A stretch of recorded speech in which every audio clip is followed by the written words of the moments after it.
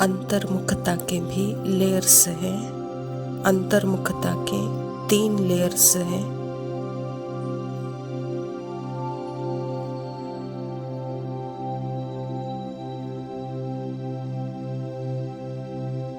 चौथे पर आत्मा है।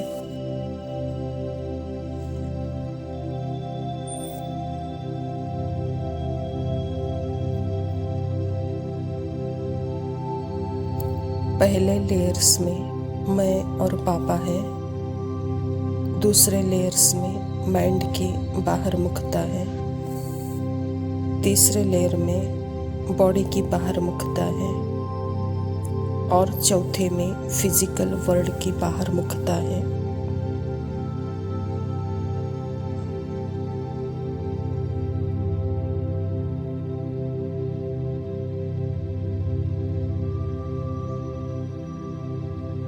यह 3 लेयर्स है बाहर मुखता के।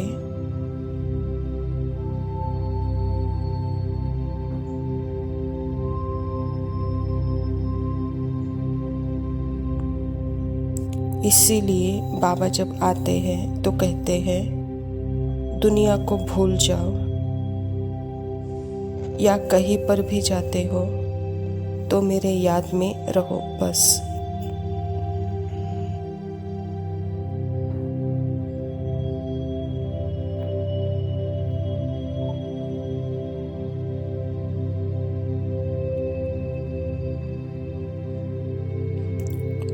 तुम शॉपिंग पे भी जा रहे हो या बाय वॉक जा रहे हो तो भी मेरे याद में रहो, मेरे साथ मिलकर जाओ।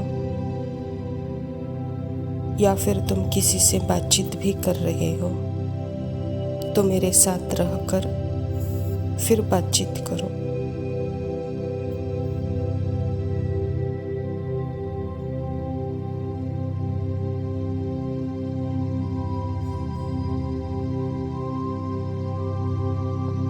जैसे घर में चीज़ें पड़ी हुई होती हैं, सुंदर चीज़ें भी और गंदगी के भी, ऐसे ही किसी के व्यक्ति के गुण अवगुण दोनों हैं। दोनों मत देखो तो यह सब बाहर मुखता की तरफ से अंतर्मुख की तरफ।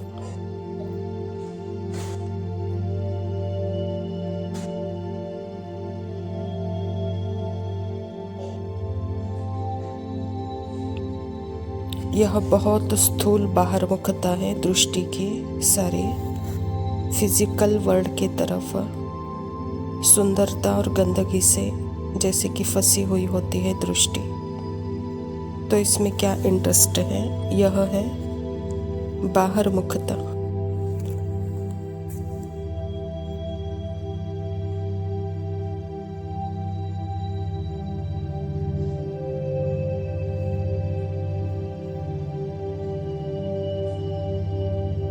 आप आत्मा देखो बाबा के साथ, बाबा आपके साथ।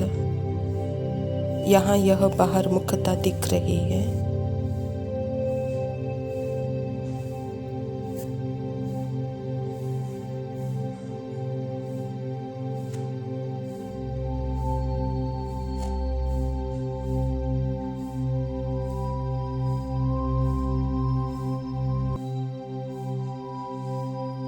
बाबा के साथ, बाबा देखो मन में कितना इंटरेस्ट है इन चीज़ों के प्रति। तो यह जैसे फर्स्ट लेवल ऑफ बाहर मुखता है।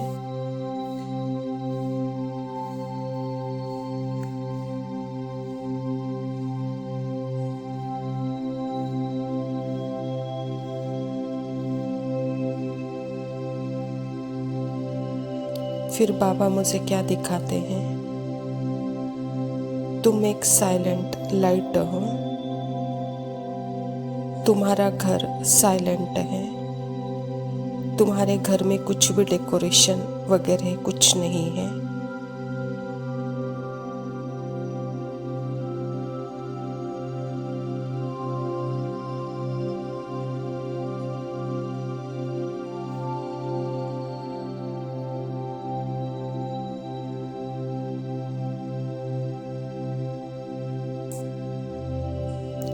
फिर दूसरी लेवल पर, बॉडी की लेवल पर बाबा बोलते हैं यह बॉडी भी मुझे दे दो।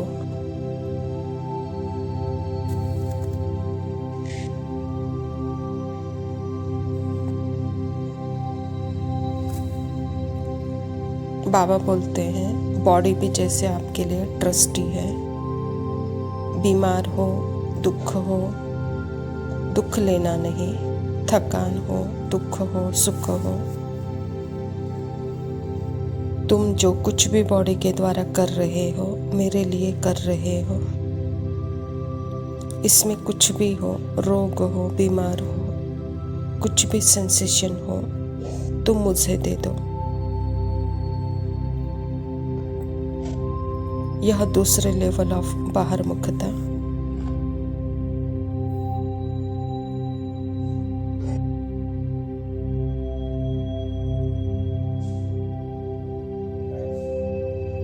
तीसरे लेवल की बाहर मुखता है मन। मन के लिए भी बाबा ने कहा है मन जैसे घोड़ा है, मन बंदर है। मन ही तो विकल्प लाता है, एक विकल्प के बाद दूसरा विकल्प।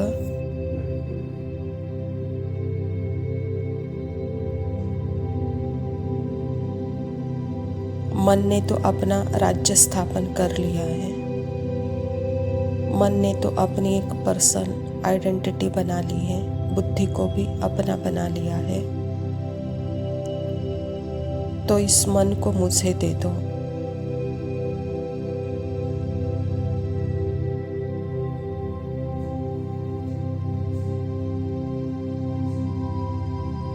फिर क्या बचा है पीछे? तुम एक संतुष्ट मणि आत्मा हो।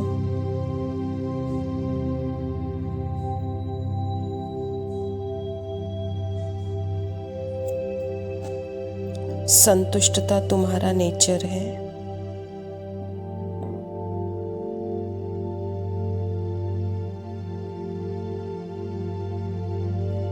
संतुष्टता, खुशी हासिल नहीं की जा सकती है। खुशी तुम्हारी जन्म सिद्ध अधिकार है, यह तुम्हारा नेचर है।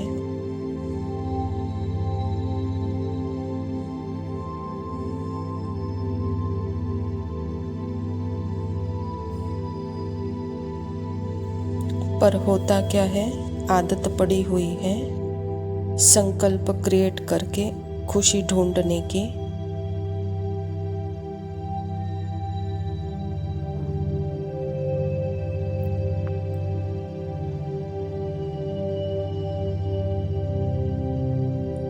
बाबा इसको ही कार्टून शो बोलते हैं, जो अंदर चलने वाला है। मन बंदर की तरह अंदर कूदता रहता है।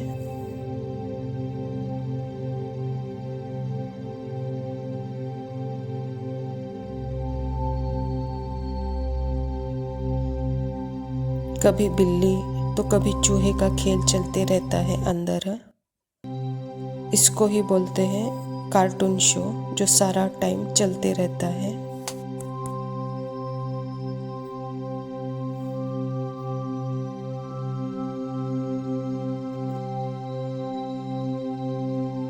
तो बाबा बोलते हैं तो आप न बिल्ली हो न चूहा हो, आप कौन हो? आप एकदम तृप्त संतृप्त आत्मा हो।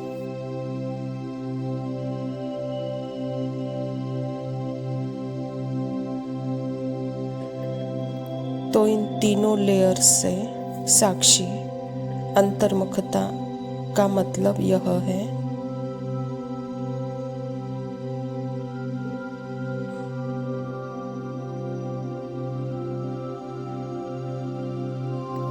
स्थूल अंतर्मुखता तो बहुत जल्दी आ जाती है, क्योंकि ज्ञान को हमने पिया है तभी तो वह आती है। यह भी एक बहुत बड़ी बात है।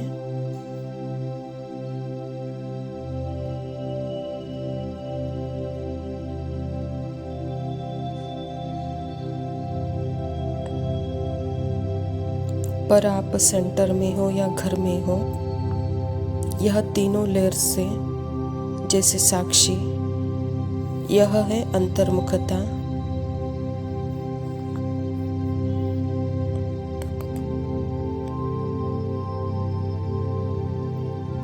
आप बाबा के साथ कनेक्ट रहकर यहाँ सब कुछ दिख रहा है, यहाँ सब कुछ देखते हुए भी जैसे नहीं दिख रहा है, तो यह है अंतर्मुखता।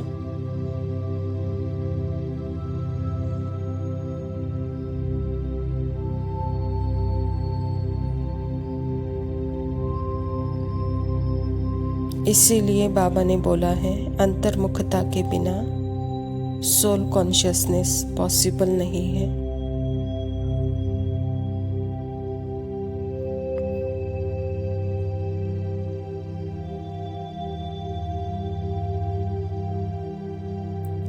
अब यहाँ मन का भी भीड़ है, तो यहाँ बॉडी के सेंसेशंस भी है, तो बाहर का भी भीड़ है। इन सभी भीड़ों में भी मैं आत्मा स्टिल, नेचुरल, संतृप्त का अनुभव करती रहती हूँ। यह है रियल अंतर्मुखता।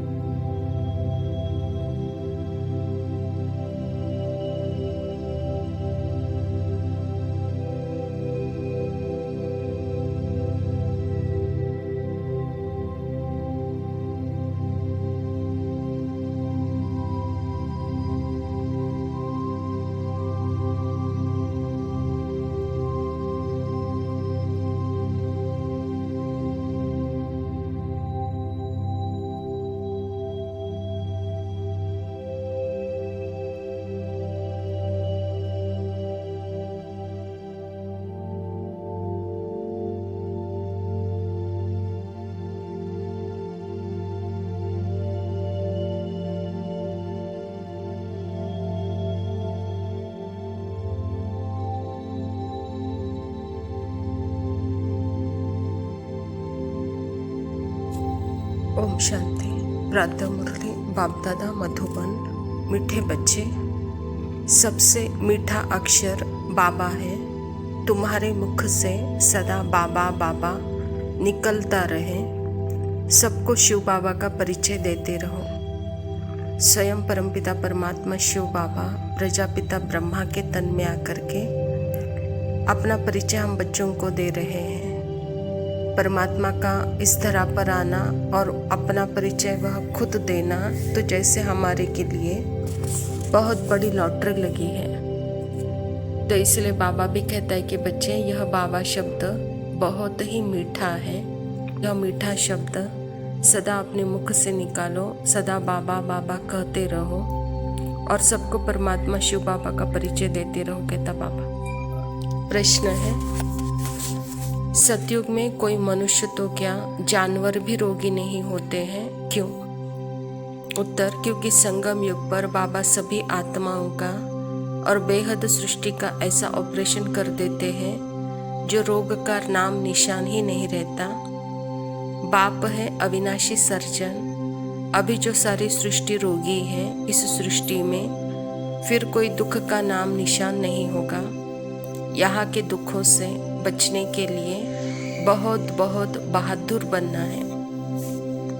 परमात्मा पिता सारे सृष्टि का रहस्य बताते हैं। बच्चे, कलयुग में हर तरफ अर्थात हर मनुष्य आत्मा के पार्ट में जैसे दुख, दर्द, रोग, शोक लिखा हुआ है, तो उसको जीतने के लिए जो अपनी स्मृति है, तो बाबा कहता बच्चे अपनी स्मृति में रहना ही, जैसे अपने संकल्पों से, अपने इमोशन से, अपने थॉट से अपने आप को ही ऑपरेशन कराना, अर्थात उससे दूर अनुभव होना, डिटैच अनुभव करना।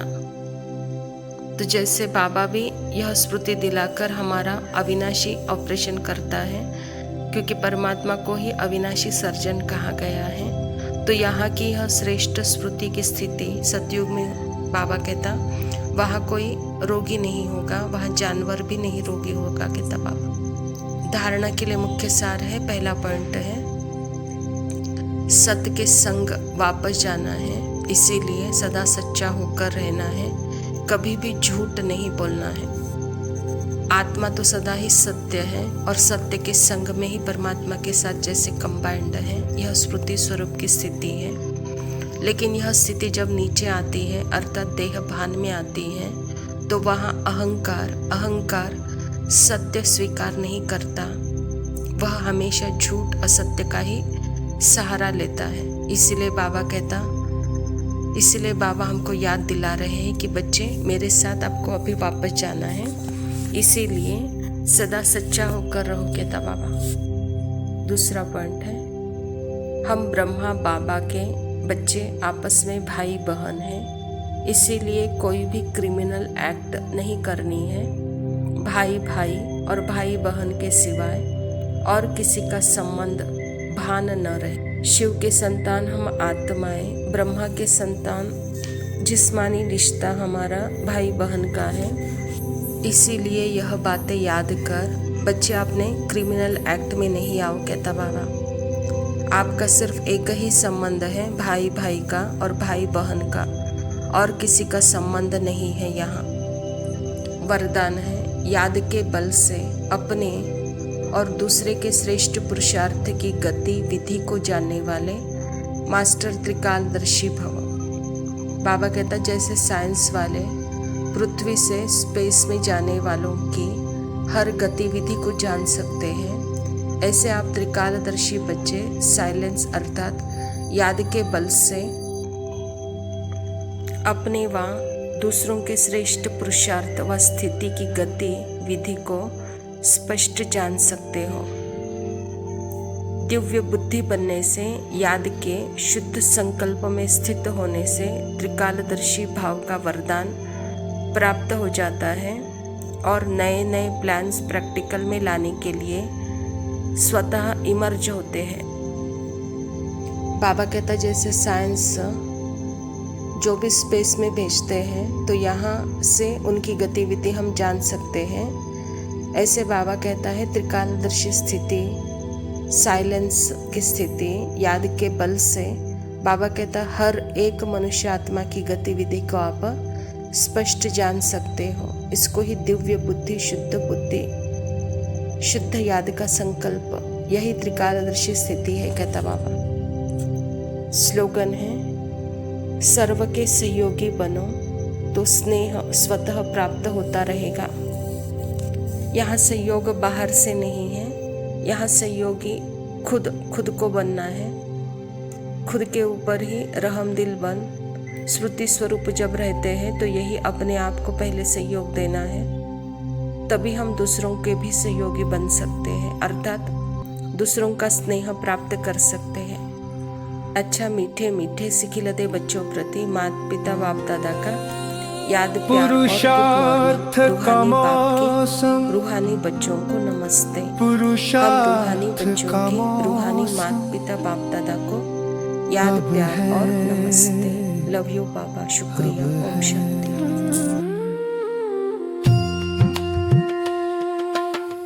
असंभव को संभव, कौड़ी से हीरा, पतित से पावन, मनुष्य से देवता बन सकते हैं, क्योंकि पुरुषार्थ का मौसम है। सकाश देने की सेवा से हजारों मील दूर बैठी आत्माओं को बाबा का संदेश दे सकते हैं, क्योंकि पुरुषार्थ मौसम है। अनेक जन्मों के लिए पद्मों की कमाई जमा कर सकते हैं।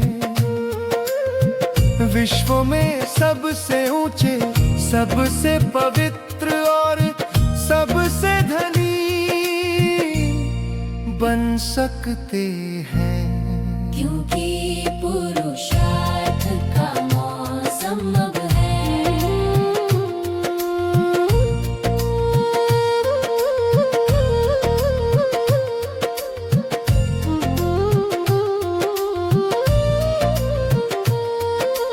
बीज रूप, बिंदु रूप, फरिश्ता स्थिति, लवलीन स्थिति का अनुभव कर सकते हैं, क्योंकि पुरुषार्थ का संभव है।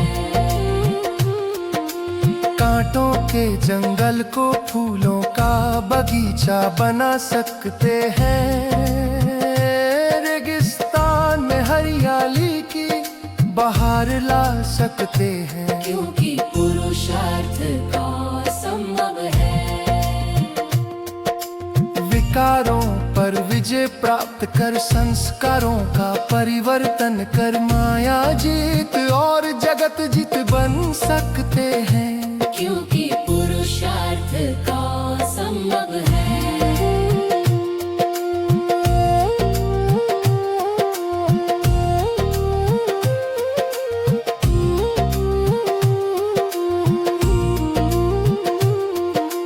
रहमत दिल परोपकारी विश्व कल्याणकारी सर्व खजानों के दाता भाग्य विधाता वरदाता और नष्टो मोहा बन सकते हैं।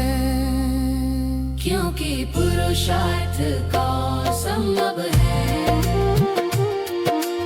अमृत बेला में शक्तिशाली योग मुरलियों का अध्ययन और मन चिंतन कर बाप समान बन सकते हैं। क्योंकि पुरुषार्थ का